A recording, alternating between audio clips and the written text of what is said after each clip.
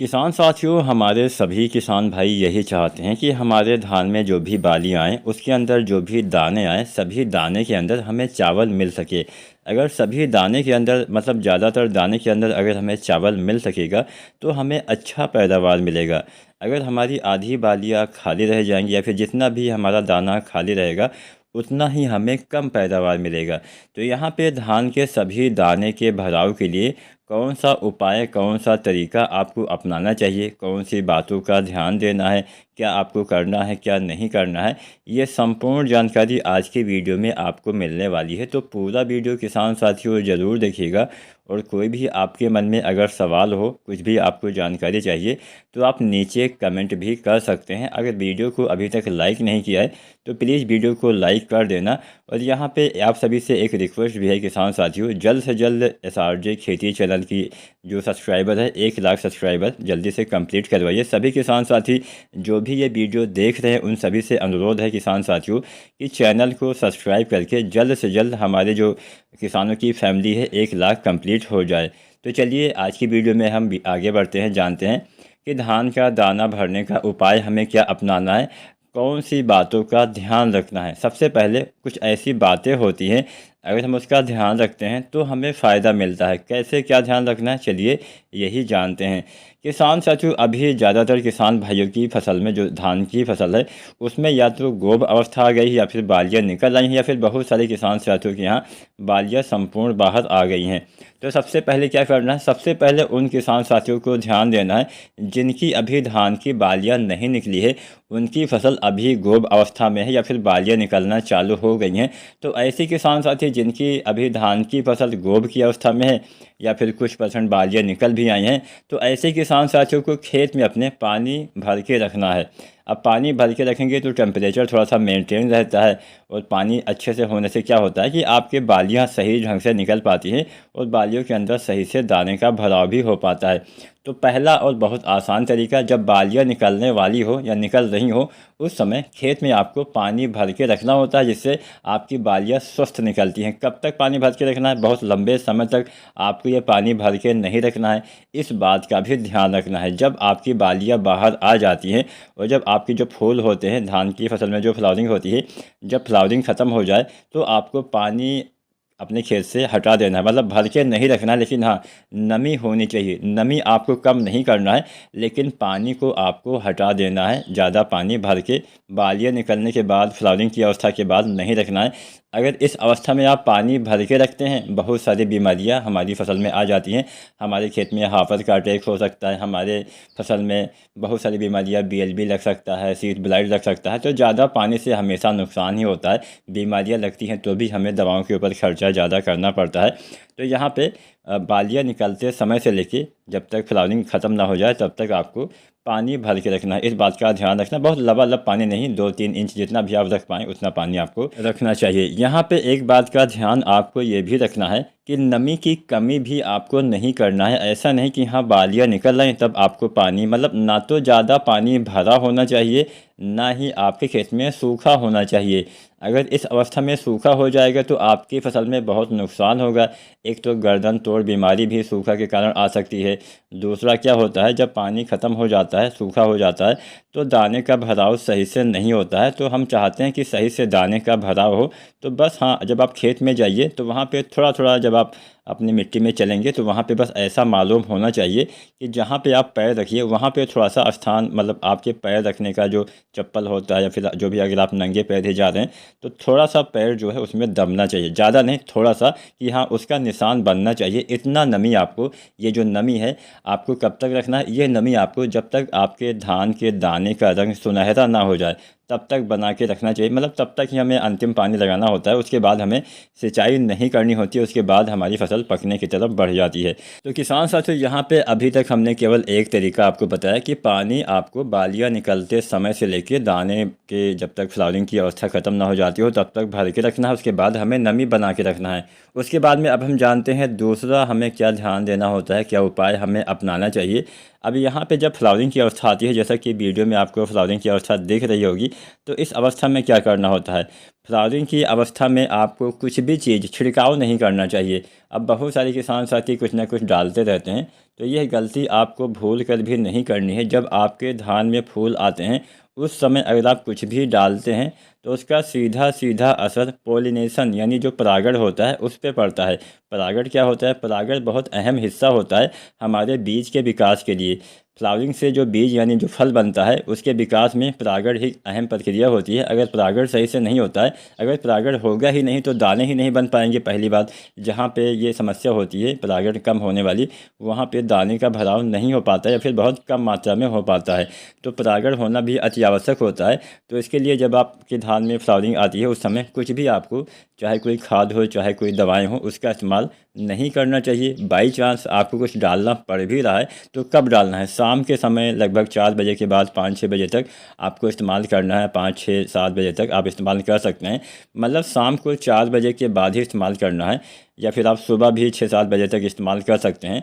और बीच वाला जो समय है 7 बजे से लेकर 4-5 बजे तक आपको इस्तेमाल नहीं करना है। क्यों नहीं करना है? क्योंकि दिन के समय आपके जो ये दाने होते हैं, जो आपका धान का छिलका होता है, ये खुला हुआ रहता है और इसमें दूध बनने की प्रक्रिया होती है। अब जब ये छिलका किसान साथियों खुला रहेगा, कुछ भी आप डालेंगे तो उसका सीधा सीधा असर आपके पोलिनेशन पे पड़ेगा। परागण सही से नहीं होगा या फिर दूध सही से नहीं बन पाएगा, जिससे क्या होता है कि एक बार अगर आपके सिस्टम जो होता है डिस्टर्ब हो जाता है तो आपके जो दाना होता है ख़राब हो जाता है। दाने में आपके चावल न आने का कारण एक ये भी हो सकता है। तो वैसे तो हमें कुछ डालना नहीं चाहिए, लेकिन कई बार कुछ बीमारियां वगैरह लग जाती हैं तो हमें कुछ डालना पड़ता है।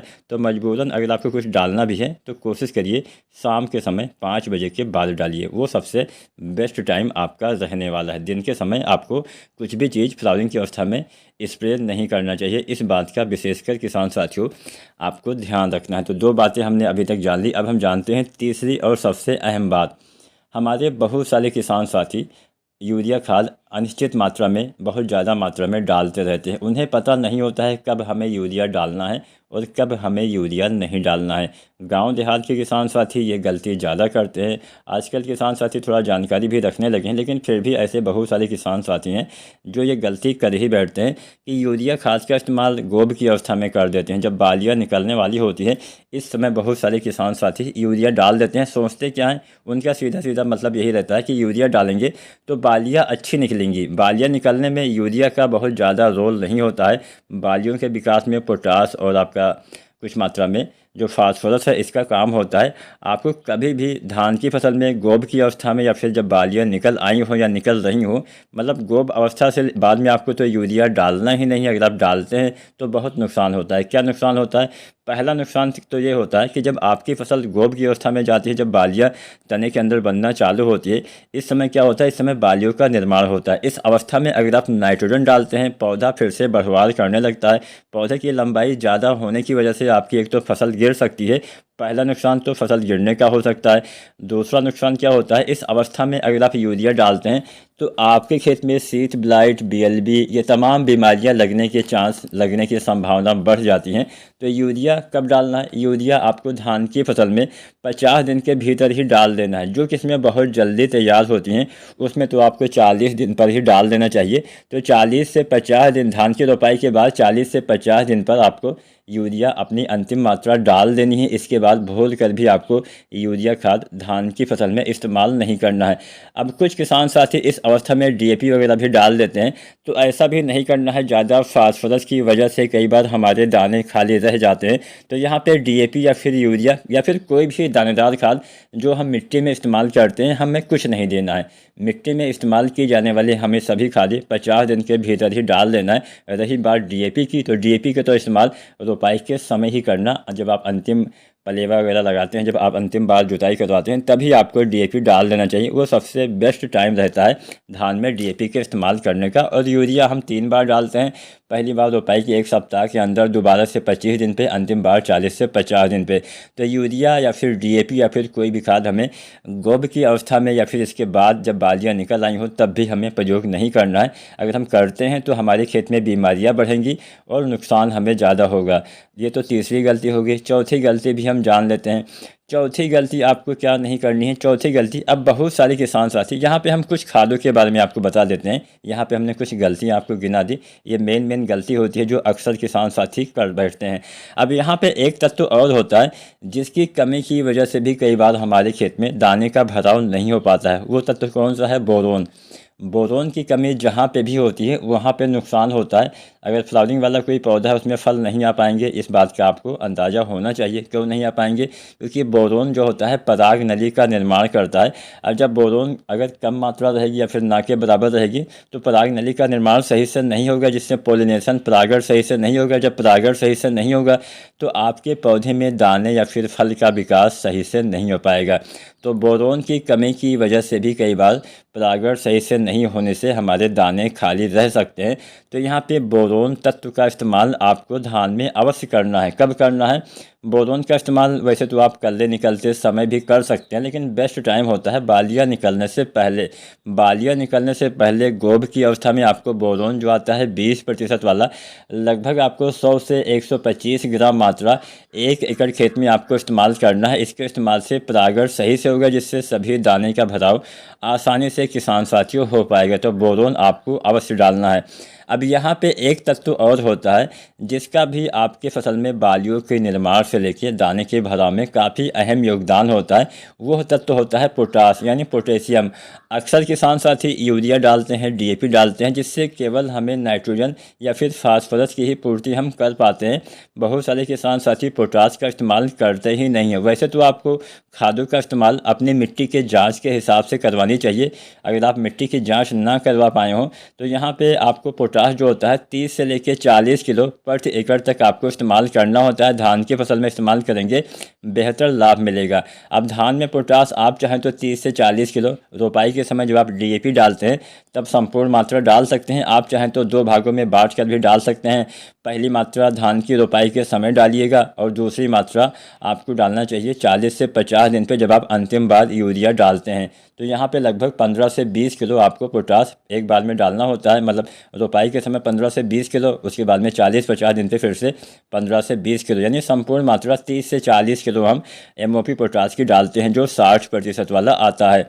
अब यहाँ पे बहुत सारे किसान साथी ऐसे भी होंगे जिनकी धान की फसल भी 50 दिन के आसपास की है, उन्होंने एक बार भी पोटास का इस्तेमाल नहीं किया है। तो 50 या 55 दिन की आपकी फसल हो गई है, आपने पोटास नहीं डाला है, तो तुरंत ही आपको एमओपी पोटास लगभग 25 किलो के आसपास डाल देना चाहिए। अच्छा लाभ मिलेगा, दाने का भराव अच्छे से हो पाएगा। इसके बाद अगर आप ना डाल पाए हो तो आपको ज़्यादा घबराना नहीं है। अगले साल से आप पोटास का इस्तेमाल करिएगा, अपनी मिट्टी की जांच के हिसाब से करेंगे तो बेहतर रहेगा, उचित मात्रा में आपको करना चाहिए। अब यहाँ पे किसान साथियों हमने पोटास के बारे में आपको बता दिया, हमने बोरोन के बारे में आपको बता दिया, लेकिन एक खाद और होती है जिसके इस्तेमाल से बालियाँ आपकी अच्छी निकलती हैं। वो होता है NPK 05234। NPK 05234 में क्या होता है? 52% फास्फोरस, 34% पोटेशियम पाया जाता है। फास्फोरस से आपके पौधे में बालियों का विकास अच्छे से होता है। पोटेशियम से भी बालियों का निर्माण, तने का विकास, इसके साथ साथ आपके तने में मजबूती भी लाता है पोटेशियम से दाने का भराव भी बाद में सही से होता है। तो NPK 05234 भी बालियाँ निकलने से पहले गोब की अवस्था में 1 से लेकर 1.5 किलो के हिसाब से जब आप बोरोन डालते हैं तब डाल देंगे तो बहुत ही बढ़िया फ़ायदा आपको मिलने वाला है। इसके बाद में जब बालियाँ निकल आती हैं तो बालियाँ निकलने के बाद दाने भरते समय आपको डालना है NPK 0050, 1 से लेकर 1.5 किलो आपको इसका भी इस्तेमाल करना है। इसके भी इस्तेमाल से आपके दाने का भराव अच्छे से होता है। तो यहाँ पे हमने बहुत सारी बातें आपको बता दी, बहुत सारी खादों का इस्तेमाल भी आपको बता दिया। आपको अपने विवेक के हिसाब से उचित समय पे सही मात्रा का इस्तेमाल करना है। कुछ मेन बातें हैं जैसे नमी बना के रखिएगा, उचित समय पे खादों का इस्तेमाल करिएगा, अपने खेत की देखभाल करते रहिए। कोई भी बीमारी लगे, कोई भी रोग लगे तो उसका तुरंत ही आपको उपचार कर देना है, बहुत लंबा आपको इंतजार नहीं करना चाहिए। उम्मीद करते हैं आज की जानकारी, आज की वीडियो आपके लिए यूजफुल होगी। फिर भी कोई सवाल या सुझाव हो तो नीचे कमेंट करिए, और चैनल को सब्सक्राइब नहीं किया है तो SRJ खेती चैनल को सब्सक्राइब